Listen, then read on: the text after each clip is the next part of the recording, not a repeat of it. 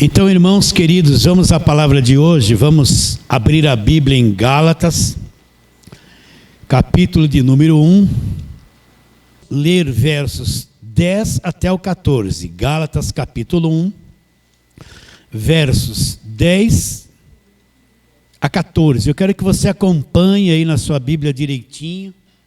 Porventura procuro eu o favor dos homens ou de Deus? Ele está fazendo uma pergunta. Ou procuro agradar a homens? Se agradasse ainda a homens, não seria servo de Cristo. Olha como isso é sério. Faço-vos, porém, saber, irmãos, que o evangelho por mim anunciado não é segundo o homem, porque eu não recebi e nem aprendi de homem algum, mas mediante o quê? Revelação de Jesus Cristo. Então, Romanos capítulo 10, vamos ler o verso de número 4. Porque o fim da lei é quem? É Cristo. Para quem? Para a justiça de todo aquele que acredita. Então, olha só. O fim da lei é uma pessoa, é Jesus Cristo. Agora, para quem é isso?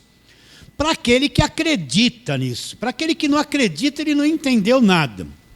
Então, o que Paulo quer dizer com isso? Ele está dizendo o seguinte: todo o sistema do judaísmo, a velha aliança, não leve a mal de tanto eu falar isso.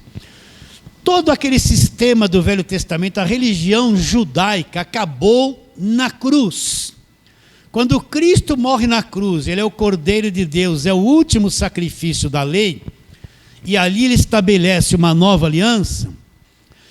Então quer dizer que todo aquele sistema que o próprio Deus trouxe na velha aliança, os sacrifícios, os votos, as festas judaicas, os templos, o templo, os sacerdotes, todas aquelas leis, o fim daquela mentalidade, o fim daquela religião é uma pessoa, é Cristo. Então, qual a conclusão que nós chegamos? Que não adianta eu viver com as pregações do Velho Testamento debaixo do judaísmo. A lei foi dada para os judeus, não para mim que sou gentil. O pacto e a aliança era Deus com os judeus. Então Deus trouxe a lei para os judeus, e eles viveram debaixo de lei aquele tempo todo, até a vinda de Cristo. Na velha aliança apontava que Cristo viria, e que um dia tudo isso mudaria. Então Cristo veio, na cruz ele morre, ele cumpre a velha aliança, e põe um fim em tudo aquilo. Por isso que eu tenho que ter uma mentalidade do evangelho. O evangelho existia na velha aliança? Não. Se você chegar lá para Josué, eu vou perguntar isso. Josué, me fala alguma coisa do evangelho da graça de Deus. O que ele ia falar para você? Não, no capítulo 1 do meu livro, eu tenho que guardar tudo que está escrito na lei. Não me desviar nem para a direita, nem para a esquerda, e fazer tudo quanto nele está escrito. Então, Deus disse para mim que eu faria prosperar os meus caminhos, e eu seria bem sucedido. Qual era a mentalidade de Josué? Eu preciso entrar na terra prometida. Era uma guerra que ele precisava travar para entrar numa terra prometida. Agora ele ia falar assim para você. Mas essa coisa que você perguntou, você entende, né? Eu estou usando uma linguagem bem simples. Essa coisa do evangelho da graça, Josué ia dizer, eu não entendo nada. Porque eu sou obrigado a guardar a lei. Eu estou debaixo, eu tenho que cumprir tudo aquilo. Se eu quiser ser bem sucedido, eu tenho que cumprir a lei, não me desviar nem para a direita e nem para a esquerda. Mas o que ele entendeu do evangelho da graça de Deus? Não entendeu nada. Ele era uma pessoa de Deus, ele estava servindo a Deus? Estava. Mas o evangelho da graça de Deus era uma coisa oculta, que viria depois da cruz ser revelado. Vocês estão entendendo? Agora, se você perguntasse sobre a lei, os sacrifícios da lei, tudo, Josué iria te dizer tudo, porque ele era obrigado a guardar tudo aquilo. Qual era a mentalidade de Josué? Era uma mentalidade da graça de Deus? Não. Era uma mentalidade de guardar a lei, estar debaixo do jugo da lei, os sacrifícios da lei, toda aquela parafernália da lei, aquele peso todo, e tinha que levar o povo àquilo. Mas ele não sabia nada do evangelho da graça de Deus. Então, qual é a mentalidade da maior parte do povo de Deus hoje? É uma mentalidade do judaísmo. Eles estão presos na velha aliança, nos sacrifícios, nos votos. Então, quando Paulo fala, o fim da lei é Cristo, então todo esse sistema do judaísmo acabou na cruz. Você está entendendo o que eu estou dizendo? E nós somos o povo da nova aliança. A igreja não existia no Velho Testamento. A noiva de Cristo é revelada no Novo Testamento. Ela não é revelada na velha aliança. Na velha aliança, aquela que Deus chamava de amada, e da mulher que queria ser desposada, era a nação de Israel, não era a igreja. Porque a igreja vem existir só na nova aliança.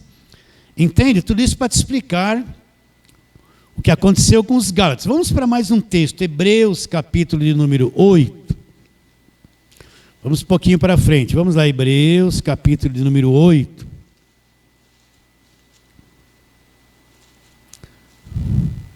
Nós vamos ler ali versos 6 e 7. Então, verso 6 do capítulo 8 de Hebreus. Olha aí direitinho, leia que está escrito isso, e é isso mesmo. Agora, com efeito, obteve Jesus ministério tanto mais excelente, quanto é ele também mediador de superior aliança, com base em superiores promessas. O que o escritor de Hebreus está dizendo? Que Jesus é mediador, um ministério mais excelente, ele é mediador de uma aliança superior e que tem superiores promessas. Superior a qual aliança? A velha aliança, o Velho Testamento. Agora olha o verso 6. Aliás, o verso 7. Porque se aquela primeira aliança, presta atenção, se o judaísmo, aquela aliança, porque se aquela primeira aliança tivesse sido sem defeito, de maneira alguma estaria sendo buscado lugar para uma segunda aliança. Então, o que o escritor está dizendo? Que a primeira aliança, apesar de ser uma aliança dada por Deus, ela tinha defeitos. Ela não era perfeita, ela era falha. Por isso que ela teve de ter um fim. Por isso que ela teve de ter um término. Foi o próprio Deus que deu e o próprio Deus que pôs um fim nela na cruz. Você entende isso ou não? Então, viver, dizer, eu sou igreja, eu sou salvo, e viver debaixo da mentalidade do Velho Testamento, da mentalidade do judaísmo, eu vivo debaixo de escravidão. Eu vivo debaixo de cativeiro. Então, o que aconteceu com os Gálatas? Paulo foi para a região da Galácia, pregou o evangelho da graça de Deus. Eu repetir a mesma coisa. Porque pela graça sois salvos mediante a fé. Isso não vem de vós, é um dom de Deus, não vem de obras para que ninguém se glorie. Romanos 8:31.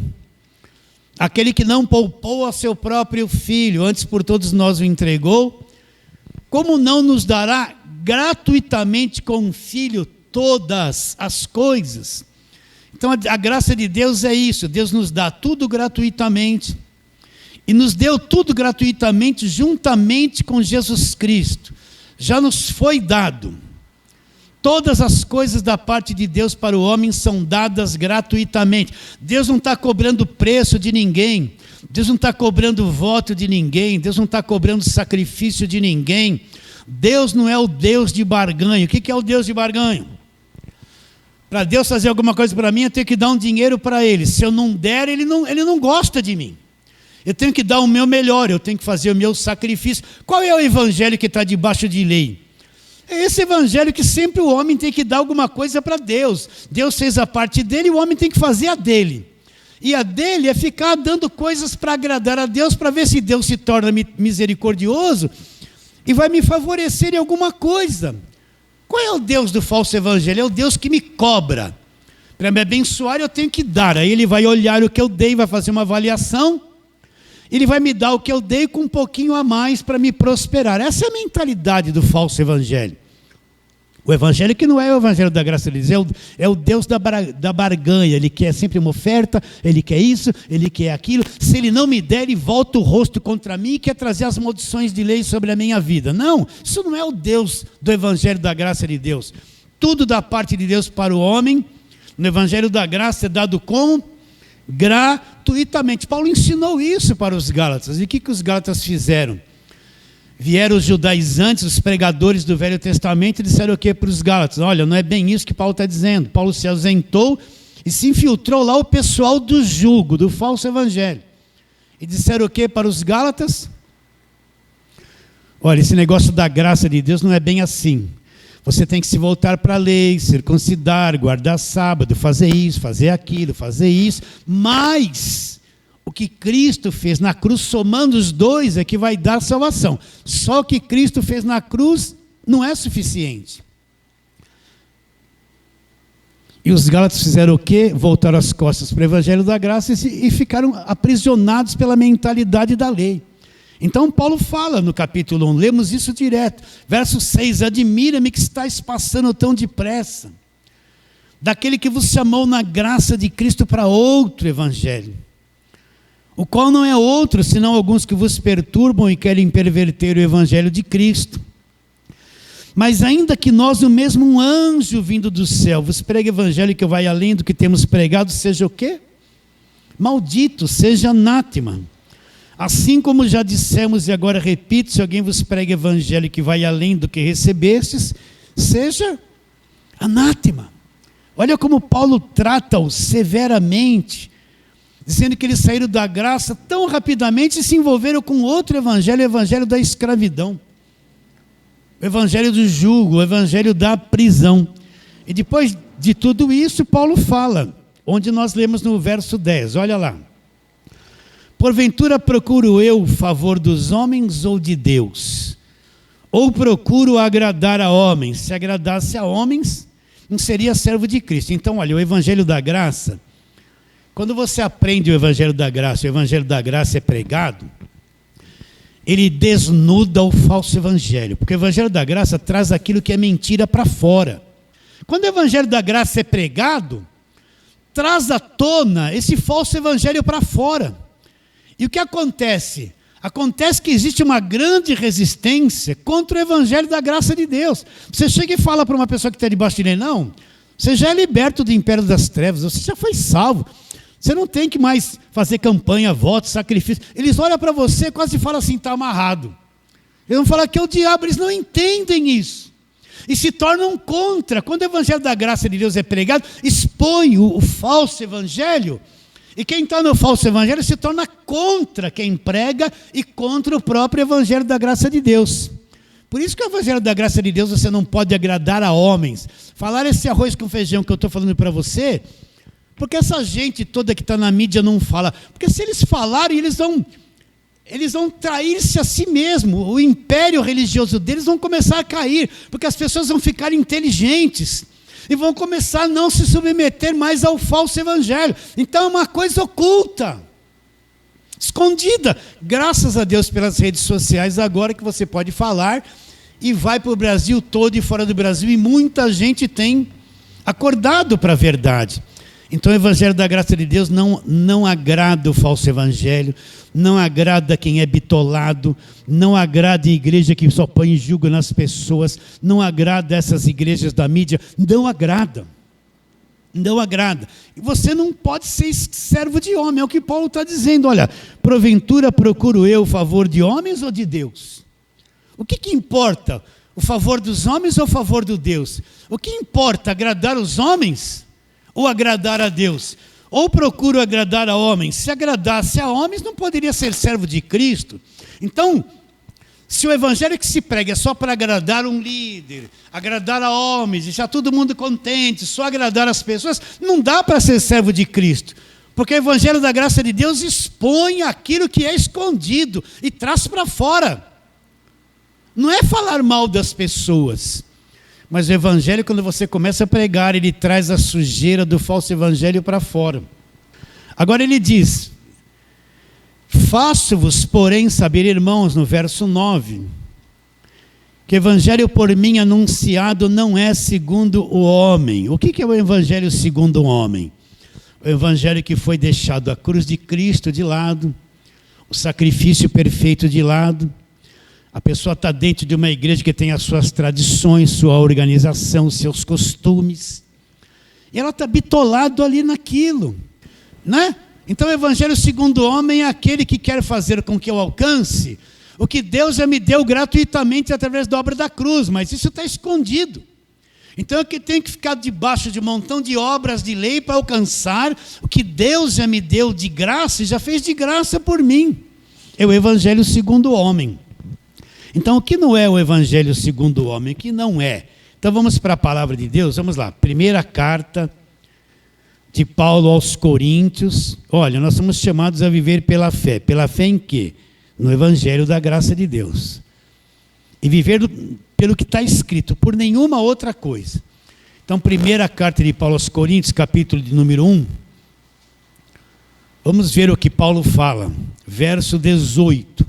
E depois no mesmo capítulo, verso 23 e 24. Qual é o centro do evangelho da graça de Deus? É Jesus Cristo e sua obra na cruz. É isso, o centro do evangelho, o centro da nova aliança é Jesus Cristo e sua obra perfeita realizada na cruz, seu sangue derramado. Não é outra coisa. Então Paulo fala no verso 18: certamente a palavra da cruz é loucura para os que se perdem, mas para nós que somos salvos, o que é a palavra da cruz? É o poder de Deus. O que é a palavra da cruz?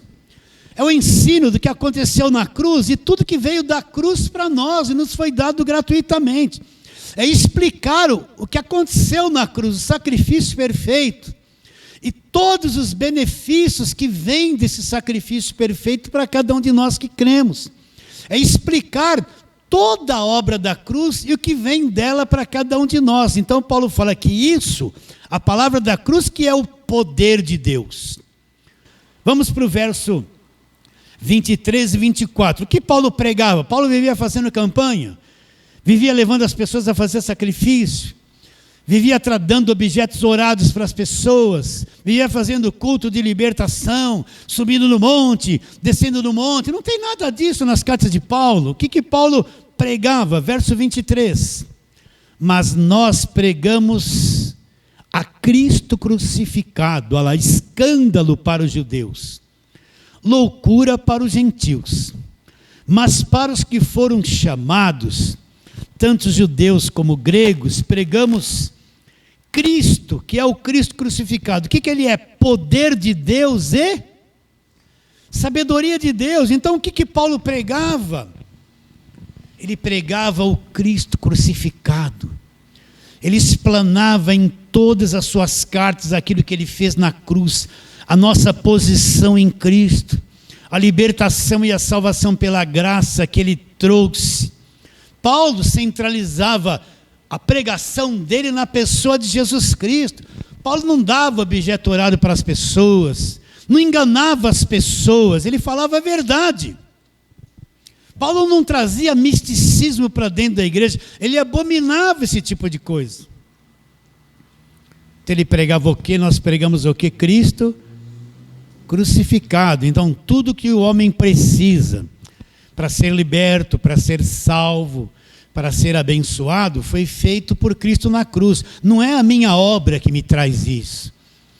É o que Cristo fez na cruz. Tudo que o homem precisava para ser liberto foi feito na cruz. Tudo que o homem precisava para ser salvo foi feito na cruz. Tudo que o homem precisava para ser propriedade exclusiva de Deus foi feito na cruz. Tudo que o homem precisava para ser reconciliado com Deus foi feito na cruz. Tudo que o homem precisava para ser santuário de Deus foi feito na cruz. Tudo que o homem precisava para ser redimido foi feito na cruz. Eu não tive participação nisso.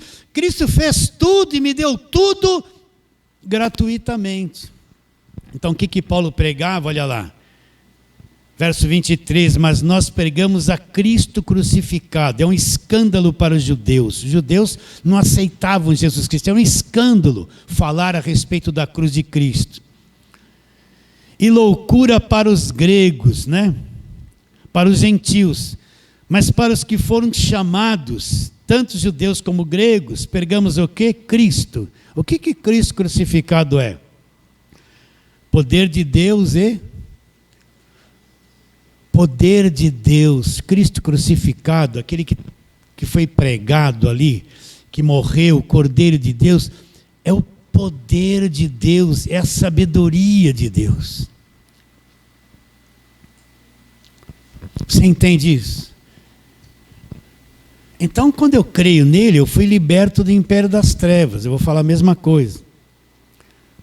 Instantaneamente, o crente verdadeiro, quando ele creu em Cristo, ele foi justificado e liberto do império das trevas, instantaneamente.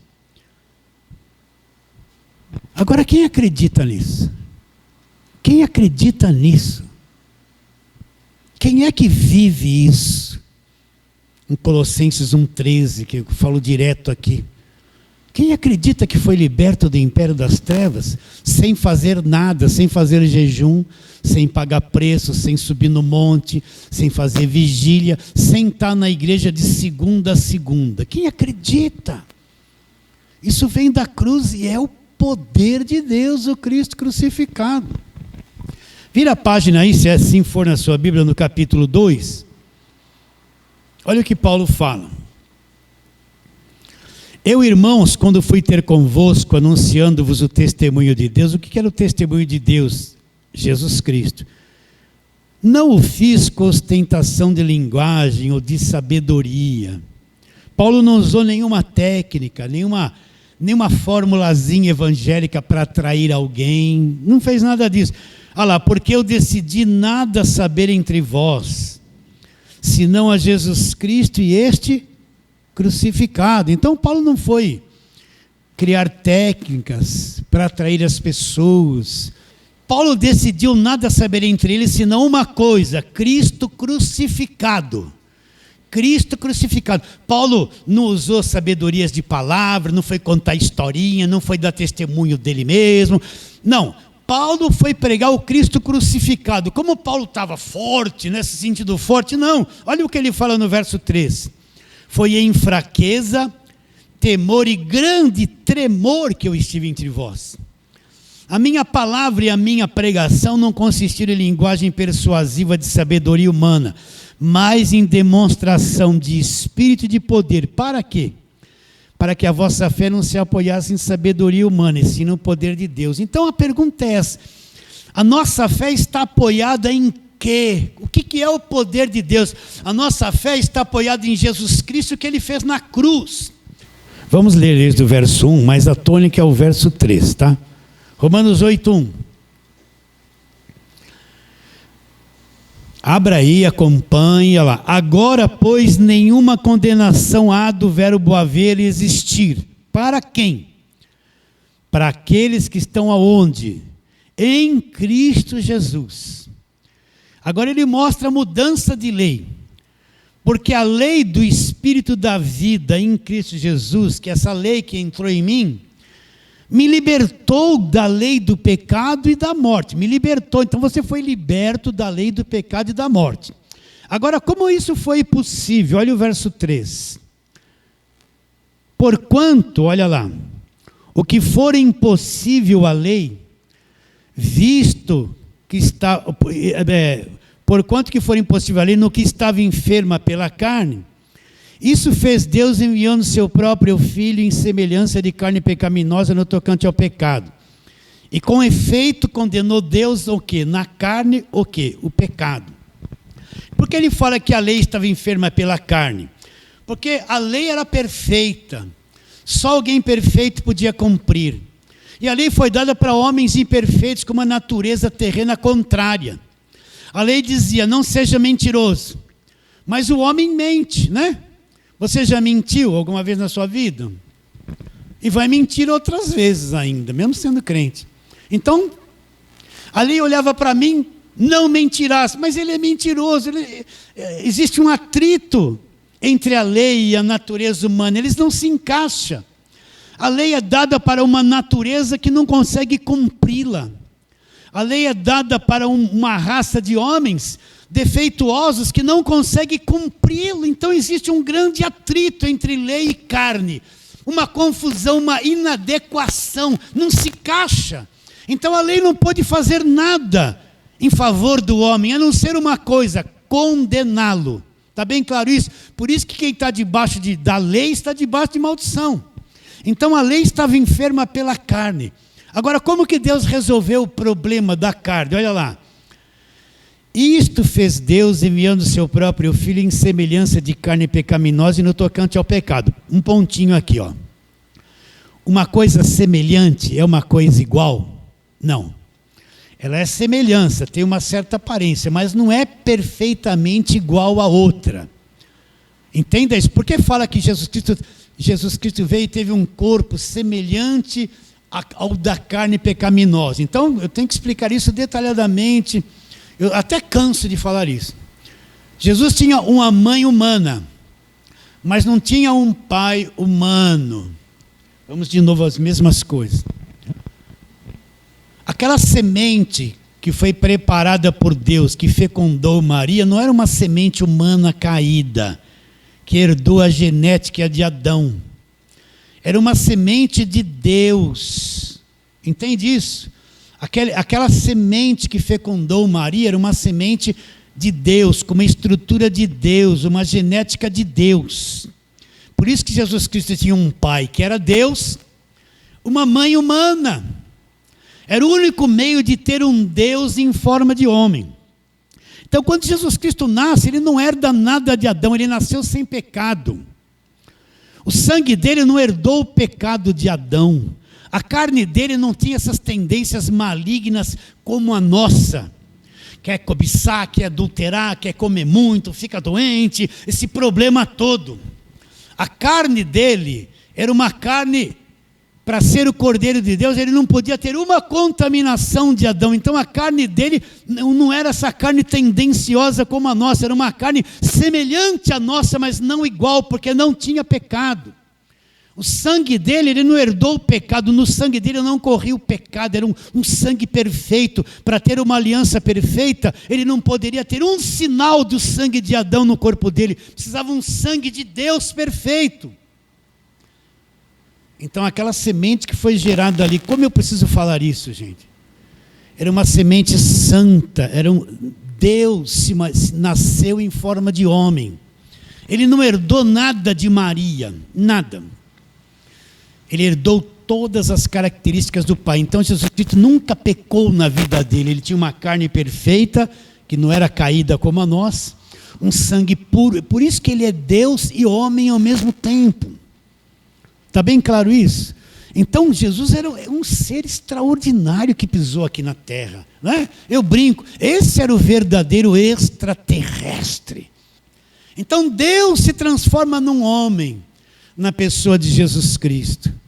Nasce um homem perfeito, sangue puro, carne pura. Por isso que ele nunca cometeu um pecado aqui. Por isso que ele pôde estabelecer naquele sangue uma nova e eterna aliança. Por isso que ele foi aceito como sacrifício perfeito na cruz do Calvário, porque ele era perfeito. Agora, por que está dizendo que o pecado foi condenado na carne? Na carne do Senhor Jesus Cristo. Por quê? Porque Deus pegou tudo isso que se chama pecado, que entrou por Adão. Ele depositou isso na carne do Senhor Jesus Cristo, na carne perfeita, que não era um pecado dele. O pecado foi condenado na carne perfeita, no Cordeiro perfeito, que como era no Velho Testamento. O pecador trazia o animal, punha as mãos sobre o animal, passava para o animal, a culpa dele, o animal morria no lugar dele. Mas não era perfeito isso. Tem que se fazer todo ano a mesma coisa, não parava. Não resolvia o problema do pecado. Mas por Cristo ser perfeito, uma carne perfeita, um sangue perfeito, um único sacrifício perfeito resolveu o problema. Ele cumpriu a lei, ele foi o último sacrifício da lei, e o pecado, tudo que entrou por Adão, foi condenado na carne do Senhor Jesus Cristo. Acabou, a culpa acabou na cruz do Calvário. A nossa fé está onde? No Cristo crucificado, não em homens. Nosso evangelho não é evangelho de homens. Se eu creio em coisas, a parte disso não é o evangelho puro, é evangelho de homens. Então, o verdadeiro sacrifício, o verdadeiro e puro sangue, o sacrifício perfeito, o sangue puro que poderia sustentar uma aliança eterna, foi derramado e aconteceu ali na cruz do Calvário. E o pecado, olha o final do verso número 3 que nós estamos lendo. Em semelhança de carne pecaminosa no tocante ao pecado, o corpo de Jesus Cristo, com efeito, condenou Deus o que? Na carne o pecado. O pecado já foi condenado, já foi resolvido o problema do pecado na cruz. Aonde foi? Na cruz, no Cristo crucificado. Sim ou não? Ó, você está em Romanos, volta para o Romanos 6 aí agora. Volta um pouquinho, Romanos 6. Olha, fácil de entender agora. Romanos 6. Sabendo isso, eu tenho que saber isso, saber lá, que foi crucificado com ele o nosso velho homem, para que o corpo do pecado seja destruído e não sirvamos o pecado como escravos, porquanto quem morreu está justificado do pecado. O que é isso, nosso velho homem foi crucificado com ele? Acabou. Deus na cruz acabou com a velha criação. O que é a velha criação? Tudo que é antes de Adão, ali é a velha criação, é o velho homem. O que Deus fez com esse velho homem? Levou, pois, ele na cruz e o matou, e o liquidou. Da cruz para frente surge a nova criação. Aqueles que estão em Cristo são uma nova criação, uma nova criatura. As coisas velhas se passaram e tudo se fez novo. Deus não lida mais com a velha criação. Na ótica de Deus, na cruz, a velha criação acabou com Jesus Cristo crucificado. Na ótica de Deus, depois da cruz surge a nova criação. E é com a nova criação, que é a igreja, é que Deus lida. Para Deus, a velha criação acabou na cruz. Ele só lida com a nova criação, que somos nós, que é a igreja. Então o velho homem, tudo aquilo que veio de Adão, acabou na cruz. Na ótica de Deus, acabou. Então, se eu viver na velha aliança, eu não enxergo nada disso. Não enxergo nada, isso é um enigma, isso que é um mistério. A pessoa não enxerga nada disso. Vamos um pouco mais para frente, apontando para a cruz agora. Colossenses capítulo 2, verso 14. Vamos lá, Colossenses. Tendo cancelado o escrito de dívida, que era contra nós, que constava de ordenanças, que nos era prejudicial, removeu inteiramente, não deixou nada lá, encravando na cruz. O que é esse escrito de dívida? Tudo aquilo que condenava o homem através da lei, tudo aquilo que cobrava o homem através da lei, tudo aquilo que condenava o homem, tudo que o homem devia, aquilo que nós devíamos para Deus. Então Cristo pegou esse escrito de dívida como se fosse uma grande nota promissória. E nessa nota promissória estava lá o nosso nome. Ele pegou, levou para a cruz e desfez. Era contra nós, era prejudicial a cada um de nós. Mas na cruz ele cravou e desfez tudo isso. Significa o quê? Que todo o preço que precisava ser pago foi pago na cruz. Cristo pagou por cada um de nós. Você aceita isso? Você não tem que pagar mais nada.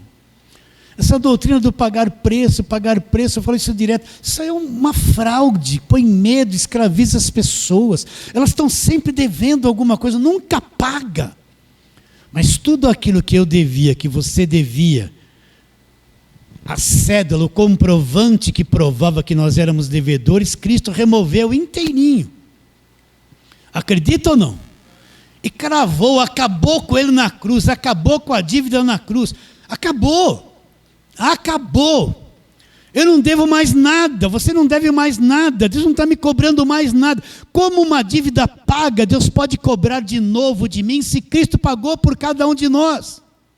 Deus não está te cobrando nada, não está te exigindo nada, você não tem nada para pagar, porque Cristo pagou, Ele não pode cobrar em duplicidade uma coisa que foi paga de uma forma perfeita. por isso que Romanos 8:1 fala: agora nenhuma condenação existe para quem? Não é para todo mundo, é para aqueles que libertos do império das trevas e postos em Cristo. Os que estão em Cristo Jesus, não há mais condenação. Então foi tudo cravado na cruz? Foi tudo pago ou não? Agora vem a bomba. A bomba de bens. Ele pagou por toda a tua existência. Olha para mim, presta atenção. Se você viver 100 anos aqui na terra, o sacrifício é tão grande e perfeito, ele pagou por toda a sua existência. Consegue entender a obra da cruz? Porque ele sabe que você está num corpo de carne e você vai falhar. Só você que não sabe. A falsa santidade é assim: não pode. De fato não pode. Mas você vai falhar, você vai ter um pensamento ruim. Você vai cobiçar. Na hora do aperto você vai falar uma mentira. Daqui a pouco você se entrega para a carne, faz um monte de coisa errada que não devia. Jesus pagou por toda a tua existência. Ele não libera você para fazer coisa errada. Qual é o nosso comportamento? Viver pela fé. Eu vou levar à morte a minha carne, as paixões dela, fazer morrer a vossa natureza terrena. Mas e se eu falhar em algum aspecto? Eu me volto para a cruz e vou entender: está pago por toda a minha existência. A tua dívida foi paga por toda a tua existência aqui na terra. Foi pago, acredita ou não? Por isso que o sacrifício é perfeito, que o sangue é perfeito. Acabou o problema. Quem acredita nisso? Se não tem cruz, não tem isso. Isso é a graça de Deus. Por isso que nós não vamos mais ser condenados. Isso não quer dizer que eu vou viver uma vida errada fazendo um monte de coisa errada. Eu não quero fazer nada errado, mas de vez em quando a minha carne escorrega. O meu temperamento não está aperfeiçoado. A minha mente, eu não tenho controle e eu mato uma pessoa na minha mente de ódio dela. Pronto, perdi a salvação. Não, Deus sabe que eu estou sujeito a isso, já pagou por isso. Eu tenho que me voltar para Ele e falar assim: o senhor está vendo quão terrível eu sou? Mas obrigado porque está pago. Eu não quero fazer isso, mas às vezes não consigo. Às vezes não consigo e falho. Mas onde abundou o pecado, o que acontece? Super abundou a graça. Está pago, acredita nisso? Isso na igreja de lei é heresia e você é do diabo. Vão começar a te expulsar. E o verso seguinte, olha lá, o verso 15. Colossenses 2,15. Com relação ao diabo: e despojando os principados e potestades, publicamente os expôs ao desprezo. Eles já foram despojados? Não está escrito aí? Eles já foram expostos ao desprezo? Não está escrito aí? E triunfou deles aonde? No jejum? No subir no monte? Na água do Rio Jordão? Na porta estreita? Não. Triunfou deles na cruz. Então ali na cruz, quando Cristo paga o preço e quita a nossa dívida, Ele despojou toda a autoridade do diabo, demônio, seja lá o que for. Foram todos despojados, estraçalhados, enfraquecidos, aniquilados. O diabo não tem poder sobre a igreja. O verdadeiro crente é um liberto total. Precisa entender o que está escrito na palavra de Deus. O falso evangelho, o crente está sempre preso. Sempre tem diabo, sempre tem demônio. O marido vai ver o demônio na esposa, a esposa vai ver o demônio no marido. Os pais vão ver o demônio nos filhos, porque não quer obedecer. Os filhos vão ver o demônio no pai. É demônio para todo lado. Eles não sabem que todos os principados e potestades foram despojados aonde? Na cruz. O que é que vence o diabo? Então o homem criou um monte de mecanismos para vencer o diabo, só que é tudo ineficaz. O que é que vence o diabo? Na cruz. Não foi eu que venci. Ele fez tudo e me deu a vitória. Ele venceu. Ele tinha o poder e teve de vencer e fazer tudo isso por mim. Cristo venceu o diabo por nós, porque só Ele tinha de poder para vencer o diabo. Ele venceu o diabo aonde? Na cruz. Não despojou todos eles lá na cruz? Não foi na cruz? A cruz não é o centro. O Cristo crucificado não é o centro do evangelho. Isso não é evangelho de homem, isso é evangelho da graça de Deus. Agora vamos lá, Hebreus, vamos rapidinho. Estou sendo longo hoje na conversa aqui, né? Hebreus capítulo 2, vamos lá. Então, Hebreus 2,14, olha o que ele fala. Visto, pois, que os filhos têm participação comum de carne e sangue, né? Você não tem um corpo de carne e sangue? Então, todos nós que somos filhos participamos de um corpo de carne e sangue. Olha lá, destes, ele também teve um corpo de carne e sangue, só que perfeito. Destes também ele igualmente participou, para que por sua morte fizesse o quê? O que está na tua Bíblia? Aniquilasse ou destruísse? Aniquilasse, mas eu uso aqui a atualizada, está destruísse, para que por sua morte, aniquilar é a mesma coisa, reduzir a nada. Para que por sua morte, morte de onde? De cruz, ele destruísse o que tinha, a tradução está dizendo, tem o poder da morte, não tem mais, porque ele foi destruído, e Cristo quebrou o poder da morte, ressuscitando dos mortos. Para que por sua morte acontecesse o quê? Destruísse o que tinha o poder da morte. Destruísse quem? Quem é que tinha o poder da morte? A saber, o diabo. Olha, isso aqui eu não encontro no Velho Testamento. Aí você podia assim, olhando para mim com os olhos abertos, né? Pastor, quer dizer que o diabo foi destruído? Não, não sou eu que estou inventando. Não, eu não estou inventando, não está escrito aqui para que por sua morte fizesse o quê? Morte aonde? Ao Cristo crucificado de cruz, ele destruísse o que tinha o poder da morte, a saber o quê? O diabo. Então, Cristo despojou os principados e potestades na cruz e destruiu o diabo. Agora, isso é válido para o mundo? Isso é válido para o falso evangelho? O falso evangelho não vai pregar isso. Isso é válido para nós que somos a igreja. Para nós, o diabo está destruído, eu não tenho mais medo dele. Eu não estou preocupado com ele, eu não estou preocupado com macumba, com inveja, com mandinga, com olho gordo, se a vizinha olha com os olhos tortos para mim. Eu não estou preocupado, isso não existe para mim, gente. Não tem superstição. Então, para nós que somos igreja, presta atenção. Eles foram despojados na cruz e foram o quê? Destruídos.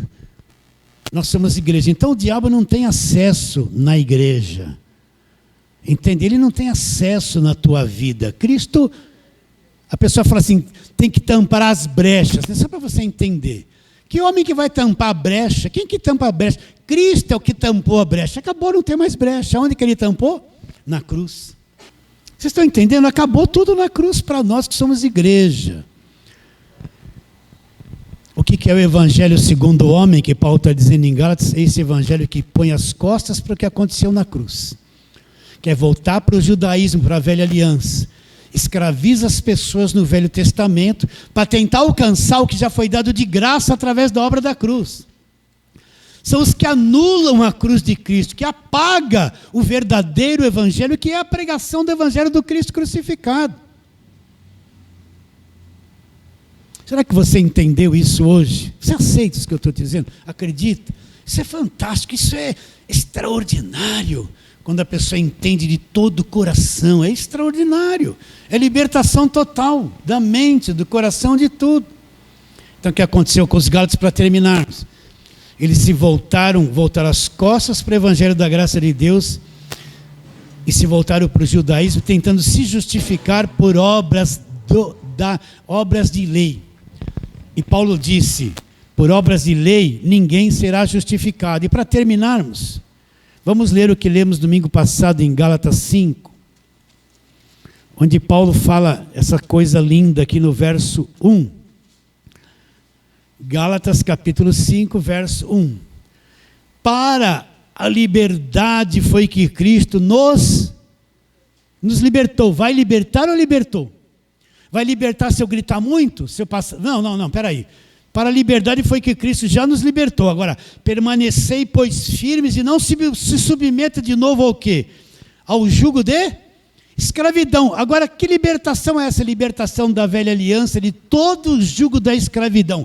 Cristo nos libertou para a liberdade. Agora, eu não vou me submeter de novo a esse jugo da escravidão. Por isso que quem entendeu o evangelho da graça de Deus não suporta mais as velhas pregações, não suporta mais as campanhas, não consegue mais voltar na igreja que fazia parte, ficar ouvindo aquela mesma história do Velho Testamento. É verdade ou não é? Você recebe essa palavra de hoje? Então vamos ficar em pé e vamos orar, vamos. Vamos orar. Pai querido, a tua palavra é verdade. E a verdade, quando nós a conhecemos, ela nos liberta. Assim queremos, esses que aqui estão e todos aqueles da internet, queremos pedir, Senhor, que o entendimento deles venha a ser aberto, ilumina os olhos do coração de cada um. Conceda espírito de sabedoria e revelação no pleno conhecimento de Deus. Que eles vão ter os olhos abertos para a verdade do Evangelho da graça de Deus. Assim, crendo que será, oramos pela fé em nome de Jesus. Fala assim, amém.